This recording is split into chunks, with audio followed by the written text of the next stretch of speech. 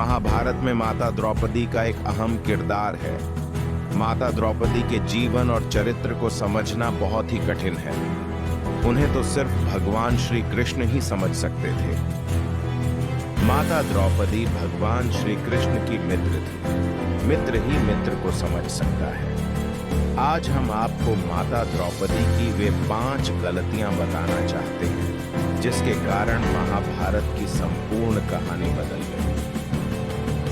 यदि माता द्रौपदी ये गलतियां नहीं करती तो आज इतिहास कुछ और होता। तो चलिए शुरू करते हैं।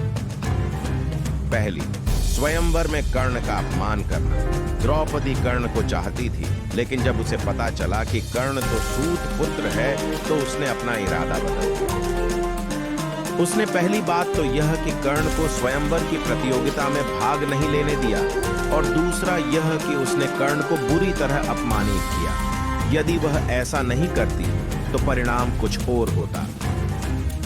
हालांकि द्रौपदी के पिता ने द्रोणाचार्य की मृत्यु की प्रतिज्ञा ली थी और उनका वध अर्जुन के अलावा और कोई नहीं कर सकता था, इसलिए वे चाहते थे कि उनकी पुत्री का विवाह अर्जुन से ही हो। दूसरी गलती, पांडवों की पत्नी बनना स्वीकार करना। अर्जुन ने स्वयंवर की प्रतियोगिता को जीत लिया था, लेकिन किन्हीं भी परिस्थितियों में द्रौपदी यदि 5 पांडवों की पत्नी बनना स्वीकार नहीं करती तो आज इतिहास कुछ और होता। द्रौपदी ने कुंती के कहने या स्वयंवर के बाद युधिष्ठिर और वेद व्यास जी के कहने पर 5 से विवाह करना स्वीकार किया था। तीसरी गलती, दुर्योधन का अपमान। द्रौपदी ने ही इंद्रप्रस्थ में युधिष्ठिर के राज्याभिषेक के समय दुर्योधन को कहा था, अंधे का पुत्र भी अंधा।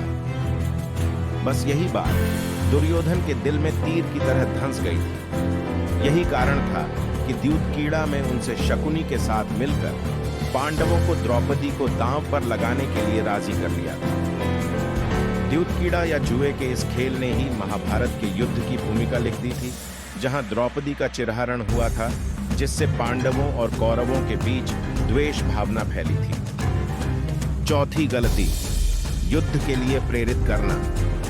अपनी चिरहरण के बाद द्रौपदी ने पांडवों से कहा कि यदि तुम दुर्योधन और उनके भाइयों से मेरे अपमान का बदला नहीं लेते हो तो धिक्कार है तुम्हें। द्रौपदी ने पांडवों से कहा कि मेरे केश अब तब तक खुले रहेंगे जब तक कि दुशासन के खून से इन्हें धो नहीं लेती। उस समय द्रौपदी ने ऋतु स्नान नहीं किया था।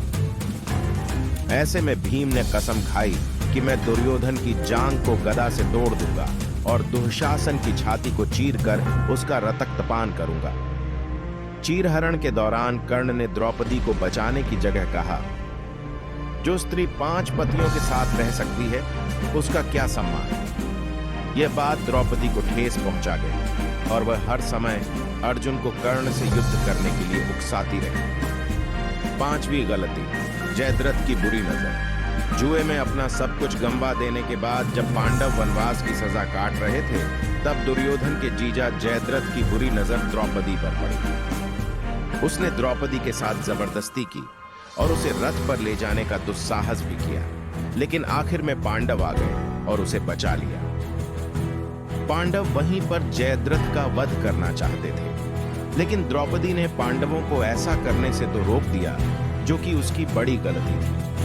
द्रौपदी ने जयद्रथ के सिर के बाल मुंडवाकर 5 चोटियां रखने की सजा दी और सभी जनता के सामने उसका घोर अपमान करवाया। जयद्रथ किसी को अपना चेहरा दिखाने के लायक नहीं रहा और हर पल अपमान को सहता रहा। इस अपमान का बदला जयद्रथ ने चक्रव्यूह में फंसे अर्जुन के पुत्र अभिमन्यु को मौत के घाट उतार कर लिया। तो यह थे द्रौपदी की महाभारत को रचने में खास भूमिका। हालांकि द्रौपदी का उपरोक्त के अलावा और भी बहुत कुछ योगदान रहा है। इनमें से ऐसे कई कार्य हैं जिसके लिए उनकी प्रशंसा की